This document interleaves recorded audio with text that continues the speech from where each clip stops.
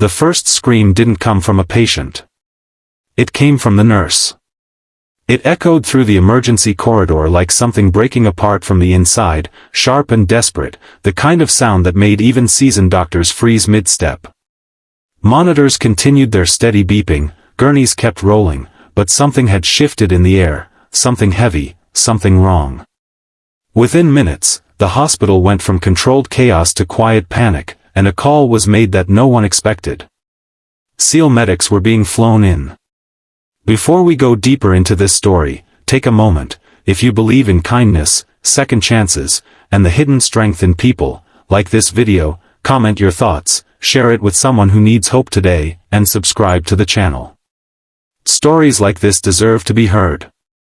The hospital sat just outside Norfolk, Virginia, a place used to emergencies but not to secrets. Rachel Carter had been working there for 3 years, known as the quiet nurse who never complained, who picked up extra shifts without asking, and who avoided eye contact just enough to make people curious. She wasn't unfriendly, just distant, as if she carried something heavy she didn't want to share. That morning had started like any other. Patients checked in, doctors rotated, and Rachel moved from bed to bed with careful precision. But something inside her had been unraveling for days. No one noticed when her hands trembled slightly as she adjusted an IV, or how she paused a second too long when a trauma case was wheeled in. It wasn't until a critical patient arrived, a young man with severe internal injuries, that everything changed. Rachel froze. Not for a second. Not for a moment. But long enough for someone to notice. The doctors barked instructions, machines whirred louder, and still she stood there, staring at the patient's face as if she recognized him from another life. When she finally moved, it wasn't with the calm efficiency everyone knew, it was rushed, uneven, almost frantic. And then, without warning, she stepped back, her breathing breaking, her composure collapsing in front of everyone. That was when the scream came. Security was called first. Then administration. But the situation escalated quickly when Rachel refused to leave the trauma room, her eyes locked on the patient, whispering things no one could understand. A senior physician made the call, not to the police, but to a contact in the military. Within an hour, a helicopter thundered overhead. The arrival of SEAL medics turned confusion into something deeper. These weren't ordinary responders. They moved with quiet authority, scanning the room, assessing not just the patient, but Rachel. Among them was Chief Medic Nathan Brooks, a man whose calm presence seemed to slow time itself. He didn't rush. He didn't raise his voice. He simply stepped into the room and looked at Rachel as if he already knew her story. Rachel didn't react to anyone else that way. But when her eyes met Nathan's, something broke.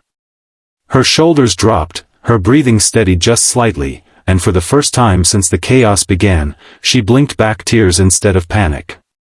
The room fell silent as Nathan approached her slowly, careful not to startle her. What happened next changed everything. Nathan didn't ask her to step away. He didn't order her out. Instead, he looked at the patient on the table, then back at Rachel, and nodded, like he was giving her permission. That single gesture stunned everyone. Rachel moved again, but this time she was different. Focused. Controlled. The trembling stopped. Her hands became steady as she assisted the team with a precision that surpassed anything the hospital staff had seen before. It was as if a switch had flipped, revealing someone they had never truly known. The operation lasted hours. And when it was over, the patient survived. But the real story was just beginning. In a private room, away from the noise and questions, Rachel sat across from Nathan Brooks. The hospital administrators demanded answers, but Nathan asked for time. He knew something they didn't. Rachel Carter wasn't just a nurse. She had once been embedded with special operations as a combat medic under a different name, Rachel Hayes. Years ago, she had been part of a classified mission that went wrong. Very wrong. The kind of mission that didn't make headlines, where survival came at a cost too high to carry. The patient on that table wasn't a stranger. He was someone she had lost. Or at least, someone she thought she had. His name was Michael Turner, a soldier presumed dead during that mission. Rachel had been the last one to see him alive. She had made a call under impossible pressure, a call that haunted her ever since. Leaving him behind had been the only way to save others. Or so she believed. Seeing him again, broken but alive, shattered the walls she had built around her past. That was the truth the SEAL medics already knew. Nathan had been there too. He remembered Rachel not as the quiet nurse, but as one of the strongest medics he had ever worked with. He remembered the night everything fell apart, the chaos, the impossible choices. And he remembered how she had carried the weight of that decision alone. What no one told her back then was that Michael had been found later, barely alive, but rescued. The mission's aftermath had been sealed under layers of classification, and Rachel had been discharged quietly, her role erased to protect sensitive details. She was left with guilt, and no closure. Until now. As the truth unfolded, Rachel didn't cry the way people expected. There were no dramatic breakdowns, no loud sobs. Just silent tears, falling steadily as years of pain finally found their way out. The hospital staff watched from a distance, beginning to understand that the woman they thought they knew had been fighting a battle far beyond those walls. Michael survived the surgery. And days later, when he was stable enough, Rachel stood at the doorway of his room, unsure if she had the strength to go inside. Nathan didn't push her.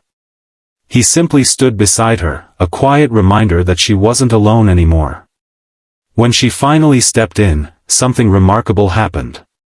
Michael opened his eyes. Recognition flickered there, not confusion, not anger, but something softer. Something that told Rachel the story she had believed for years wasn't the whole truth. She hadn't failed him. She had saved others. And somehow, against all odds, he had survived too. If this moment is touching your heart, take a second right now, like the video, share it with someone who needs a reminder that healing is possible, and subscribe so you don't miss stories that matter. Before we reach the end, here's something special. Comment the word hope if you believe people deserve a second chance, no matter their past. Rachel didn't return to work immediately. Healing doesn't happen overnight, and some wounds take time to close. But when she did come back, she wasn't the same quiet shadow moving through the halls. She smiled more. She spoke when needed. And most importantly, she let people in. The hospital staff no longer saw her as distant, they saw her as someone who had walked